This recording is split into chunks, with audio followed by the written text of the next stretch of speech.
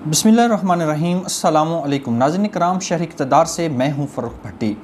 Audio leaks ने पाकिस्तानी सियासत को एक अलग रुख दे दिया है। आप जानते हैं कि किन किन लोगों की ऑडियो लीक्स आ चुकी हैं, जिन जिन लोगों के चेहरों से नकाब उतर चुका है। मेरी आवाम मेरा पाकिस्तान उन चेहरों को कभी नहीं भूल सकता। भूल गए हैं, भूल चुके हैं तो वो लोग भूल चुके हैं जो इसके मुहाफ़िज़ हैं, इसकी सरहदों के मुहाफ़िज़ हैं, जो चंद दिन पहले, चंद साल पहले ये कहते थे कि ये चोर हैं, ये डाकू हैं, इन्होंने मुल्क को लूटा है, इन्होंने अवाम को लूटा है। पाकिस्तानी अवाम का पैसा चोरी करके ये लोग बाहर ले जा चुके हैं और मज़ीद भी जब भी इनका हाथ पड़ता है ये पाकिस्तान को माफ़ी नहीं देते। पाकिस्तान को, इस रियासत को और अवाम को इन लोगों से किसी भी खैर की उम्मीद कतई नहीं रखनी चाहिए। नाज़रीन, फिर आपने देखा जैसे रजीम चेंज ऑपरेशन हुआ, जैसे इस गवर्नमेंट को, इस इम्पोर्टेड हुकूमत को हम पर मुसल्लत किया गया, इससे आप बखूबी वाकिफ़ हैं।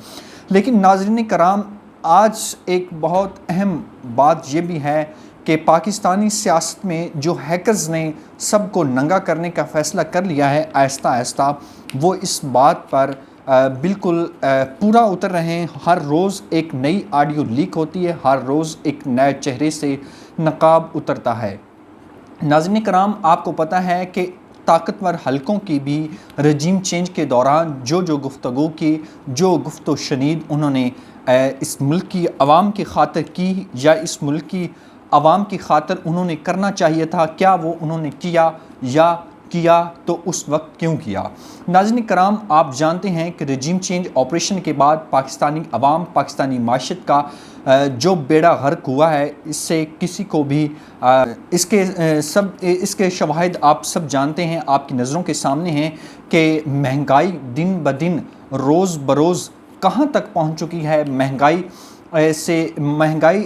ने पाकिस्तानी अवाम और गरीब अवाम की रीढ़ की हड्डी तोड़ कर रख दी है। नाज़रीन कराम, जो साइफ़र पाकिस्तानी सफारतखाने को भेजा गया, वो आप जानते हैं कि उसके गिर्द आज पाकिस्तान की सियासत 5 महीने गुजरने को हैं, उसके गिर्द घूम रही है। नाज़रीन कराम, आप जानते हैं कि साइफ़र पाकिस्तान में जब आया उस वक्त से पाकिस्तान के क्या हालात हैं, पाकिस्तान इस वक्त किस हालत से गुज़र रहा है, तो वो मैं ये कहूँ तो ये गलत ना होगा कि इसका सारा जो मलबा है वो साइफ़र पर गिराया जा रहा है। अमरीकियों की तरफ से हमारे सफारतखाने को, जो हमारे उस वक्त सेक्रेटरी ख़ारजा पॉलिसी थे असद मजीद, उनके गिर्द ये सियासत घूम रही है। आज तक ये मालूम नहीं हो सका IBA को, ISI को, कि ये साइफ़र किसने भेजा, क्यों भेजा, इस वक्त क्यों आया। और आज पाकिस्तानी माशत का जो बेड़ा गर्क इस साइफ़र ने कर दिया, इन ऑडियो लीक्स ने कर दिया है, क्या अब भी कोई कसर बाकी रहती है कि इन लोगों को हम पर मुसल्लत किया जाए। हमें फिर इन लोगों के जो तारीफ़ें हैं वो कहने को की जा रही हैं कि इन लोगों की आप तारीफ़ें करें, जिन लोगों पर हमारे इस्टेब्लिशमेंट को ख़दशात थे, जिन्होंने इन लोगों पर तहफ़्फ़ुज़ात का इजहार किया, हमारे सहाफ़ी भाइयों, हमारे अवाम को इन्होंने बताया कि ये लोग चोर हैं, इन्होंने पाकिस्तानी अवाम को लूटा है, गरीब अवाम का खून पसीना ये चूस रहे हैं, जब भी हाथ पड़ता है ये चूसने को माफ़ी नहीं देते, ये कोई भी धोखा देने से गरेज़ नहीं करते इस रियासत को, इस आवाम को। नाज़रीन कराम, अब बात जो है वो साइफ़र तक अटक के रह गई है।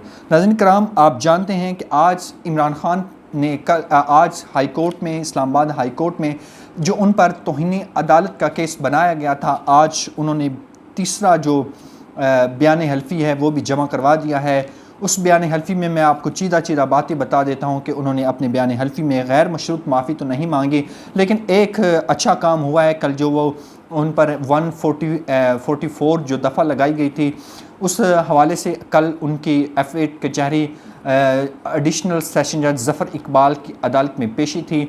जब वो वहाँ पर पेश हुए, 5000 मचलकों के तहत उनकी मुस्तक़ल ज़मानत मंजूर हो चुकी है। साथ ही वो जुडिशल मजिस्ट्रेट ज़ेबा चौधरी, जिनके ख़िलाफ़ उन्होंने एक रैली में कहा था कि हम आपके ख़िलाफ़ एक्शन लेंगे। इस पर उन पर तौहीन अदलत का केस बनाया गया था। 2 दफ़ा इस्लामाबाद हाई कोर्ट में ज़ाती हैसियत में इमरान खान, साबिक़ वज़ीर-ए-आज़म इमरान खान पेश भी हो चुके हैं।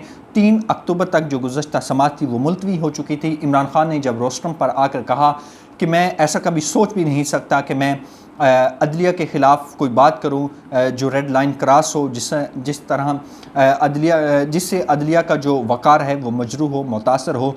तो chief justice Islamabad high court और 5 रुकनी बेंच के तहत जो समाअत कर रहा था उसने कहा कि जो आप कह रहे हैं ये आप तहरीरी तौर पर हल्फनामा जमा करवा दें।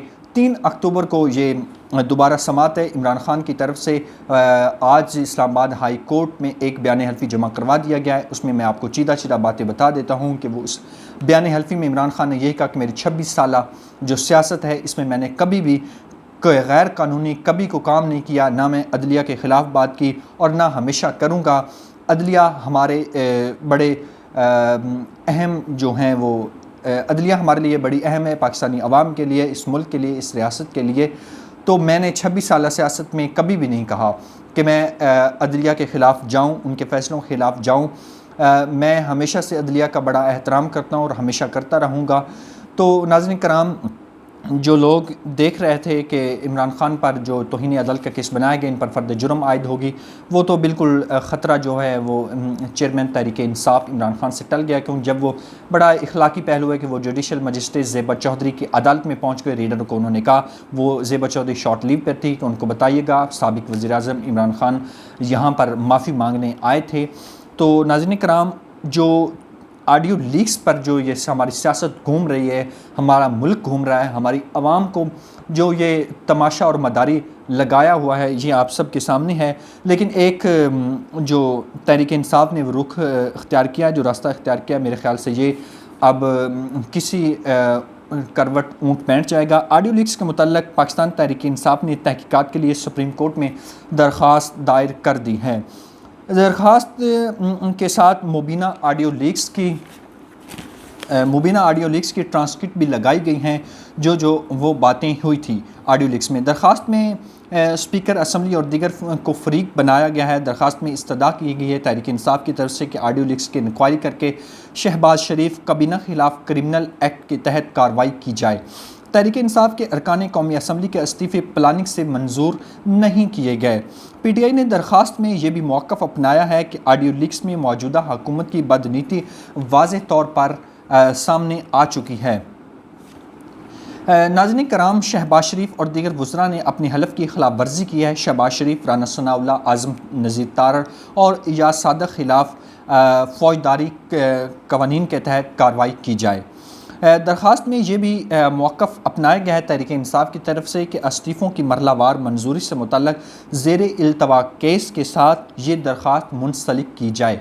नाज़रीन किराम, इंक्वायरी कमीशन शहबाज शरीफ, राना सनाउल्लाह से इंक्वायरी करे। आज़म तारड़, अयाज सादिक, ख्वाजा आसिफ, एहसन इकबाल, स्पीकर से भी इंक्वायरी की जाए कि ऑडियो लीक्स में दरख्वास्त गुजार को सियासत दूर रखने के लिए जो साजिश की गई है वो सब पर तहकीकात होनी चाहिए सुप्रीम कोर्ट के हुक्म पर। इन ऑडियो लीक्स के तहत दरख्वास्त गुजार ने यह भी मौक़िफ़ अपनाया है कि मुझे एक मुजरमाना साजिश के तहत सियासत दूर रखने के लिए टारगेट किया गया है कि इमरान खान, पाकिस्तान तहरीक इंसाफ के जो चेयरमैन हैं, उनको सियासत से आउट किया जाए टेक्निकल बुनियादों पर। PTI ने इस दरख्वास्त में जो सुप्रीम कोर्ट में दायर की है, ये मौक़िफ़ भी अपनाया है कि हुकूमती वज़रा ने साजिश जो इसमें साजिश की है, इसमें स्पीकर कौमी असम्बली और सेक्रेटरी जो कौमी असम्बली उनके ताउन से ये साजिश तैयार की गई है। ऑडियो लीक्स को PM और वज़ीर दाखिला राना सनाउल्लाह तस्लीम कर चुके हैं। नई इस सारी सूरत हाल जो पैदा हुई है, इससे मुतल्लिक़ अदालत को आगाह किया गया है कि इससे कबल हम अदालत से, सुप्रीम कोर्ट से इस्तदा कर रहे हैं कि जुडिशल नोटिस लेकर इस पर तहकीकात की जाएं ताकि जो भी किरदार हैं वो इसके पीछे वो सामने आ जाएं। नाज़रीन कराम, आप देख चुके हैं कि ऑडियो लीक्स में किन किन लोगों की ऑडियो लीक्स हैं, ताकतवर हलकों के, जो हमारे मुल्क के, हमारी आवाम, जो हम आवाम हैं इसके मुहाफ़िज़ हैं, उनके भी कितनी वो बातें हैं वो लीक हो चुकी हैं, ऑडियो लीक्स हो गई हैं। ये इतना सिक्योरिटी रिस्क है कि वज़ीर-ए-आज़म हाउस, वज़ीर-ए-आज़म ऑफिस की जो 22-24 करोड़ आवाम का वज़ीर आज़म है उसकी भी, और काबीना जो उसकी फेडरल कैबिनेट होती है उसकी भी कोई बात वो ओझल नहीं है, वो सबके सामने है, पूरी दुनिया उसको सुन सकती है। हैकर्स, असल में हैकर है कौन? असल में ये बुनियादी सवाल जो है ये भी करना चाहिए सुप्रीम कोर्ट को, ये हैकर्स हैं कौन, ये कौन ऑडियो लीक्स करता है? हैकर असल में सामने आना चाहिए, उसका भी जो चेहरे पर नकाब है वो उतरना चाहिए, उनको भी पाकिस्तानी अवाम देख सकें कि ये हैकर कौन हैं जो सिक्योरिटी रिस्क के तहत जो पाकिस्तान के वज़ीर आज़म हैं, वज़ीर आज़म ऑफिस, वज़ीर आज़म हाउस के जो ऑडियो लीक्स करते हैं वो आखिर हैं कौन? इसका भी जो है GIT तश्कील देनी चाहिए, इस पर एक इंक्वायरी करनी चाहिए ताकि वो चेहरे भी सामने आ सकें जो पाकिस्तानी अवाम के जो कमर के पीछे छुरा घोंप रहे हैं वो कौन लोग हैं। नाज़रीन कराम, फ़िल वक्त के लिए इतना ही, मुझे इजाज़त दीजिए। अल्लाह हाफ़िज़। पाकिस्तान ज़िंदाबाद।